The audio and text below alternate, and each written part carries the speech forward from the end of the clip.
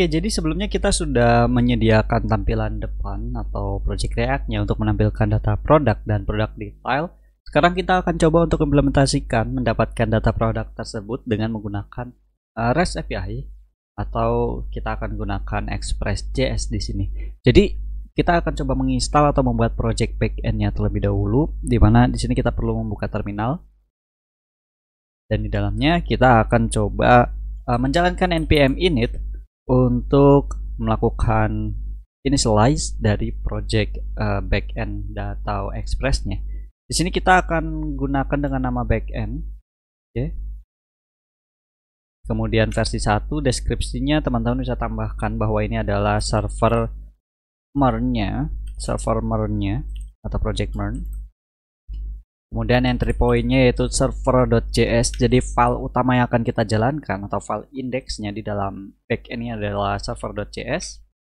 Kemudian test command karena kita tidak atau belum menggunakan unit testing, jadi kita akan biarkan ini kosong terlebih dahulu.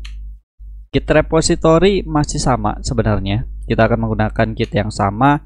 Keywordnya kita akan tambahkan e-commerce, mungkin e-commerce MERN. Kita bisa tambahkan dengan koma, e-commerce, MERN, Express seperti ini. Dan autornya bisa teman-teman berikan nama teman-teman, dan license-nya kita akan gunakan license secara default saja di sini. Jadi jika teman-teman menggunakan license lainnya bisa teman-teman implementasikan. Oke, ini adalah hasil dari isi file package.json yang akan kita buat. Jika sudah oke, kita langsung tekan saja tombol enter lagi. Oke.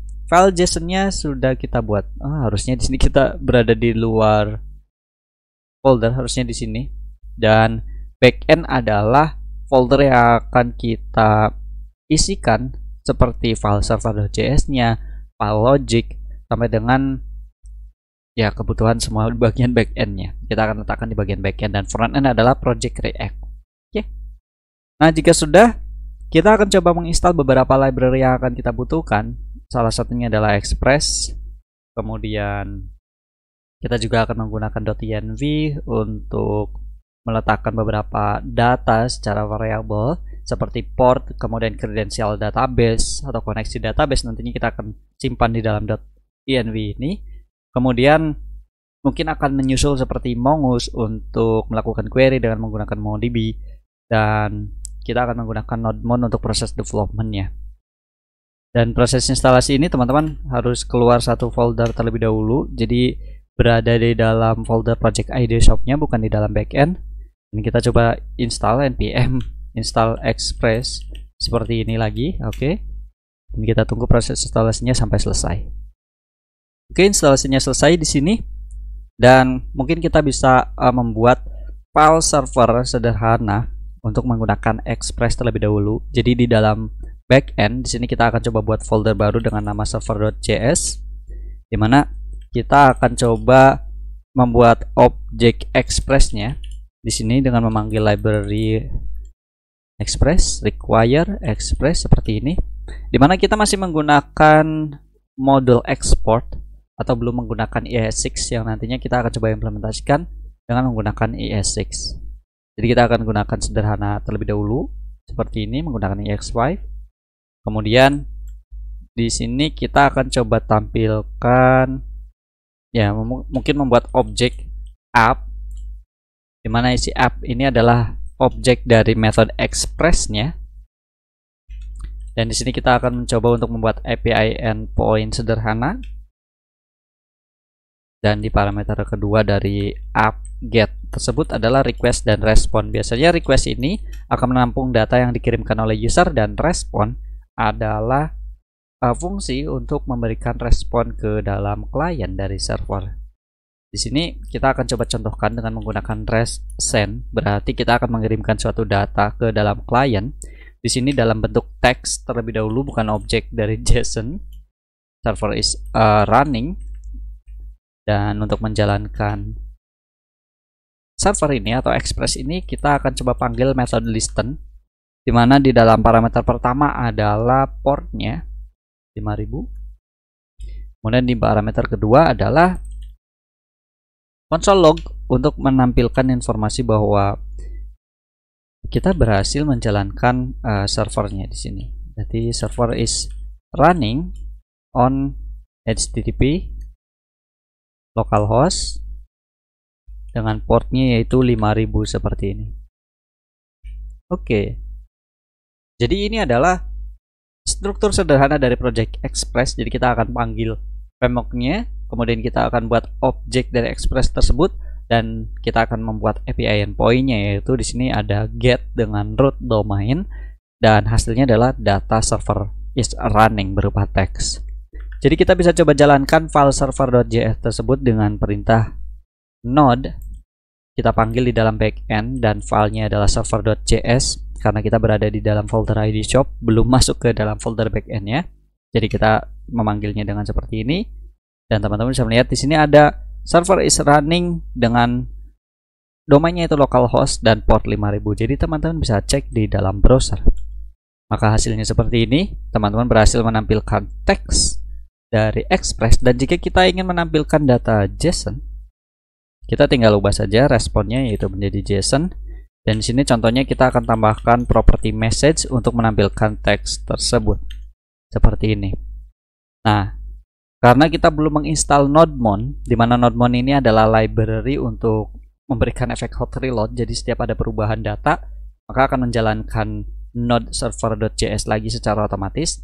Karena kita belum menggunakannya, di sini kita akan jalankan ulang setiap ada perubahan kodenya. Nanti kita akan install juga bagaimana menggunakan NodeMon. Yang jelas di sini kita coba ubah menjadi response JSON. Kita coba refresh dan datanya di sini berupa JSON. Oke. Kita sudah berhasil mengimplementasikan Express.js-nya dengan menggunakan ES5 atau modul export seperti biasa. Dan kita akan coba mengubah supaya project backend ini atau Express ini bisa mengimplementasikan ES6 ke atas. Jadi seperti pada saat kita memanggil library-nya, kita akan menggunakan import from library seperti yang kita sudah implementasikan di dalam React.js. Oke, caranya mudah sekali. Yang pertama, kita akan mengubah isi dari package.json-nya. Kita akan definisikan bahwa tipe project ini adalah bertipe modul. Jadi kita bisa menggunakan import daripada require untuk memanggil library atau memanggil variabel di dalam suatu file JavaScript lainnya. Jadi tentu saja di sini kita akan ubah bukan menggunakan constant express, tapi kita akan menggunakan import di sini. Import, kita akses melalui Express seperti ini, dan kita dapatkan library-nya dari Express seperti ini. Oke, dan sisanya masih sama. Untuk constant app-nya kita masih menggunakan metode dan cara seperti ini. Coba kita save dan sekarang kita jalankan lagi node backend servernya. Oke, tidak terjadi error apapun. Kita bisa coba cek lagi dan hasilnya masih sama. Jadi yang membedakan adalah bagaimana kita akan mengimplementasikan atau mengimport suatu library atau file dari framework dari file JavaScript lainnya untuk kita bisa gunakan di JavaScript atau di file JavaScript lainnya. Oke, kita sudah membuat Project Express sederhana dan kita akan coba lanjutkan untuk melakukan setup dengan mengimplementasikan .env yang sudah kita install, dan kita akan menggunakan NodeMon juga agar setiap ada perubahan di sini kita tidak perlu menjalankan ulang perintah node backend server.js-nya. Nah, sebelumnya kita sudah membuat project backend. Sekarang kita akan coba untuk menggunakan .env atau .environment. Jadi untuk menyimpan nilai seperti port, kemudian kredensial untuk MongoDB-nya nantinya kita akan letakkan di dalam .env ini. Nah, sebelumnya kita sudah install .env tersebut. Oke, di sini kita sudah menginstalnya, tinggal kita akan menggunakannya. Mudah sekali.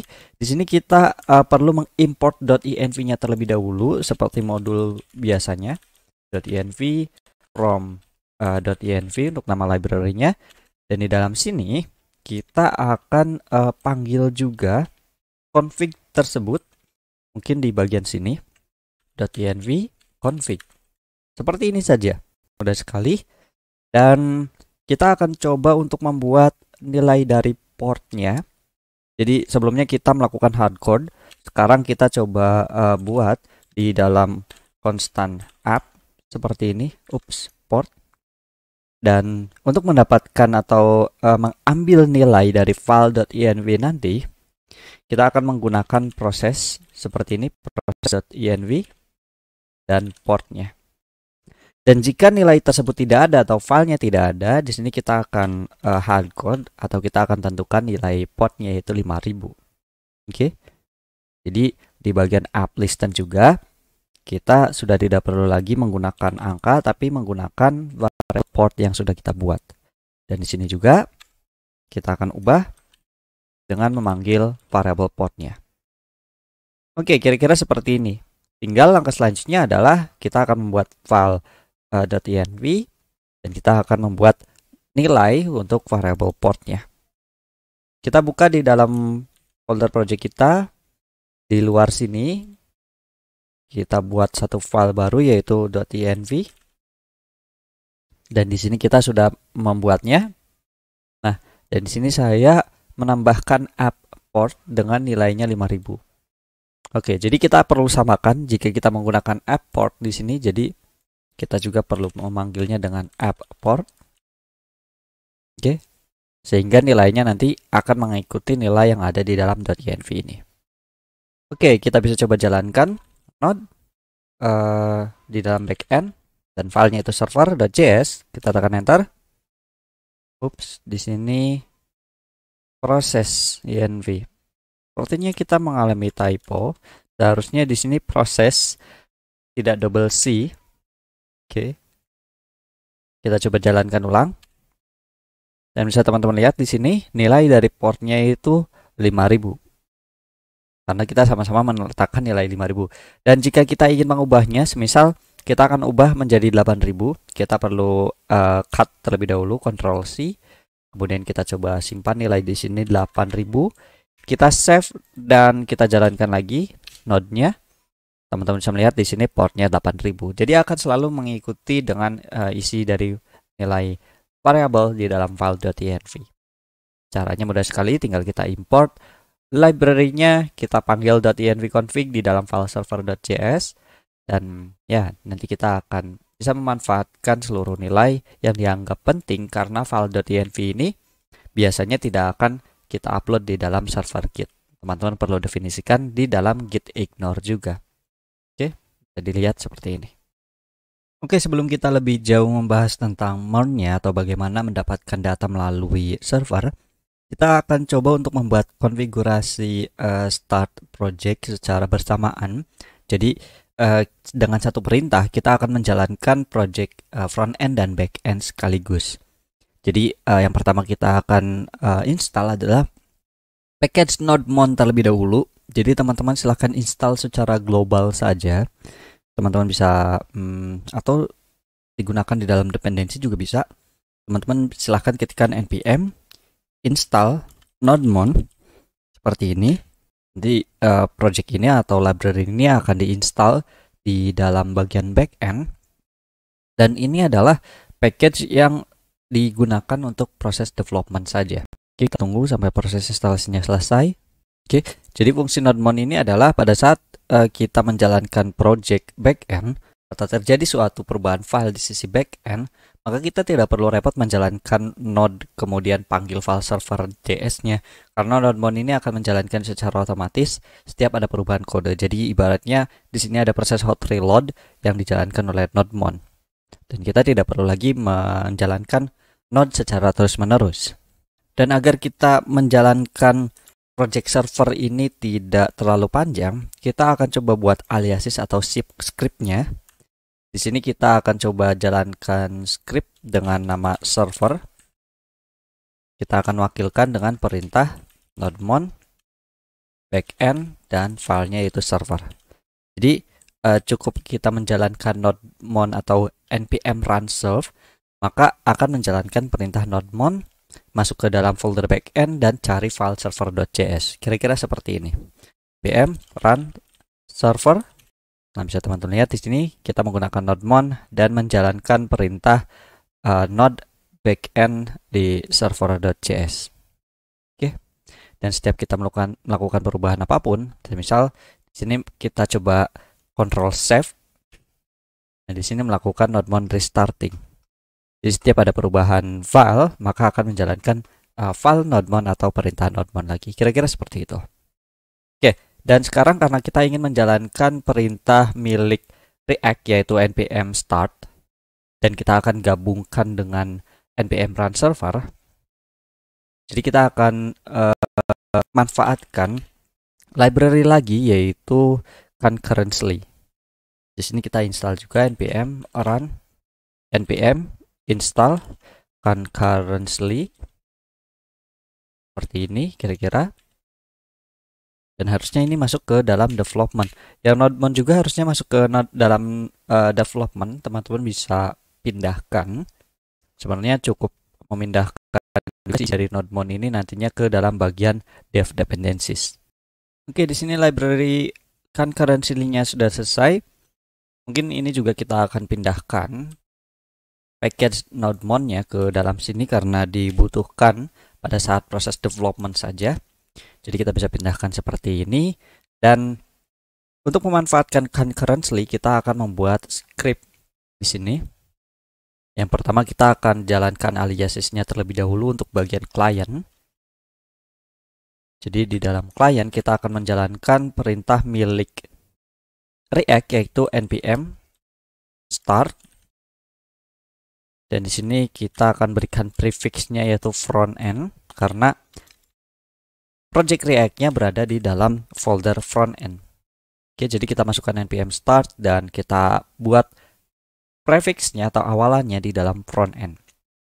Oke, dan di dalam sini kita akan coba buat perintah dev untuk menjalankan perintah npm run server dan npm run client ini secara bersamaan dengan menggunakan concurrently. Jadi di sini kita akan panggilkan concurrently seperti ini, dan yang akan kita jalankan adalah perintah npm run server di sini. Dan karena kita perlu menambahkan double quote di dalam double quote, jadi kita tambahkan backslash seperti ini. Oke, jadi nanti pada saat kita ingin menjalankan project baik itu di bagian back end dan front end, cukup menjalankan npm run dev, maka concurrently akan menjalankan kedua perintah server dan client ini di dalam background. Jadi kita bisa coba jalankan sekarang. Kita coba tes npm run dev. Maka seharusnya di sini teman-teman bisa melihat ada concurrently yang kita panggil. Oke, di bagian back end sudah berjalan dan dilanjutkan untuk bagian front end. Di sini ada React script start. Tunggu sampai muncul localhost dengan port 3000 yang dimiliki oleh React ini berjalan atau berhasil kita muat. Oke, kita tunggu. Nah, bisa teman-teman lihat. Di sini kita sudah menjalankan project backend di dalam localhost 8000 dan project front end-nya dengan port 3000. Oke. Dan jika kita lihat juga di dalam browser, ini adalah bagian front end dan ini adalah bagian backend-nya. Oke, keduanya sudah berjalan. Dan di video selanjutnya kita akan coba untuk membuat API untuk menampilkan data produk sehingga bisa digunakan di dalam bagian front end terlebih dahulu. Oke, sekarang kita akan coba menyediakan data produk ini melalui API atau melalui Express tapi belum melalui database. Jadi kita akan coba pindahkan data yang sebelumnya kita letakkan di bagian front end. Bisa teman-teman lihat di bagian sini front end ada file products.js. Ini file ini coba kita pindahkan terlebih dahulu atau kita bisa copy ke dalam backend.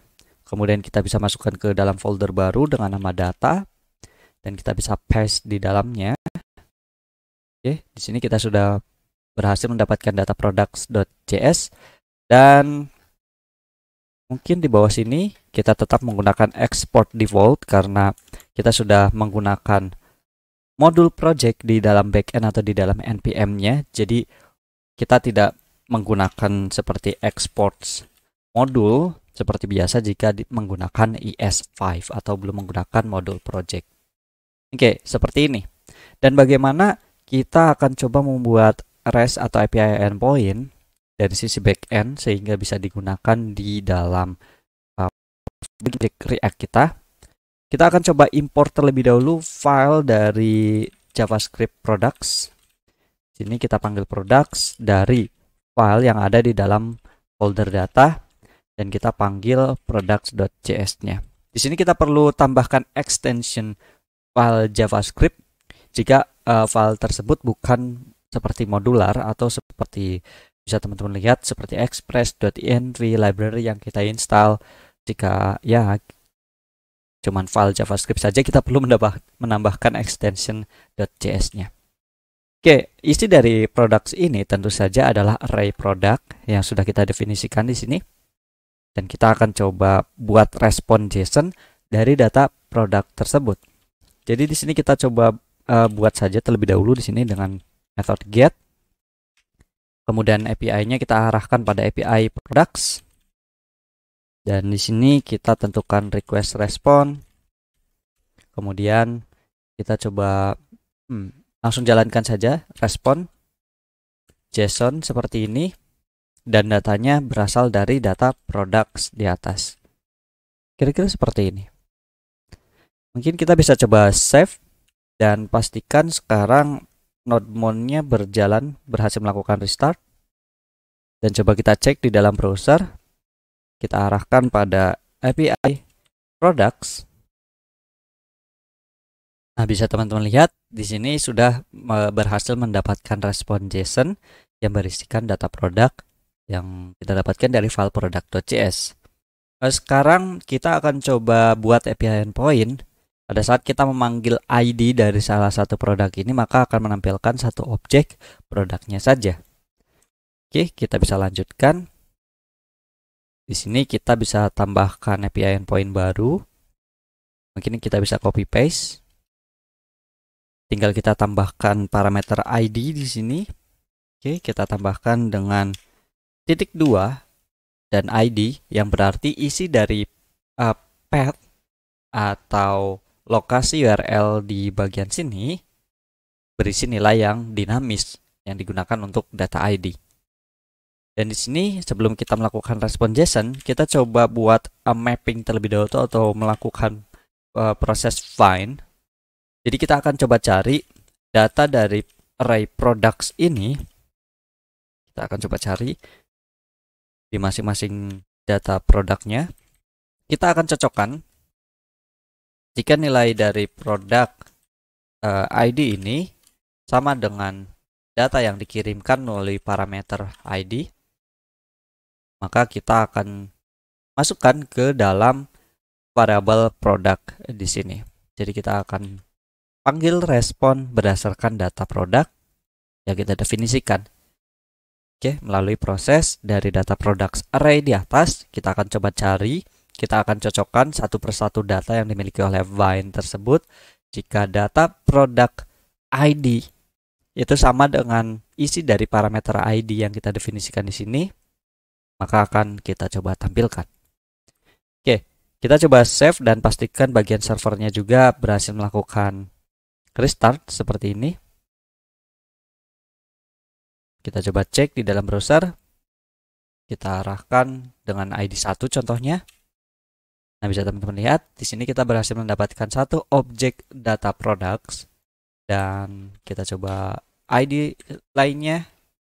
Oke, kita dapatkan satu persatu data projectnya atau data produknya maksudnya. Dan ya, kita sudah membuat API endpoint sederhana untuk mendapatkan data produk dan satu data produk berdasarkan ID-nya. Mungkin di video selanjutnya kita akan coba praktekkan bagaimana melakukan fetch API dari bagian backend ini untuk bisa digunakan di dalam bagian React.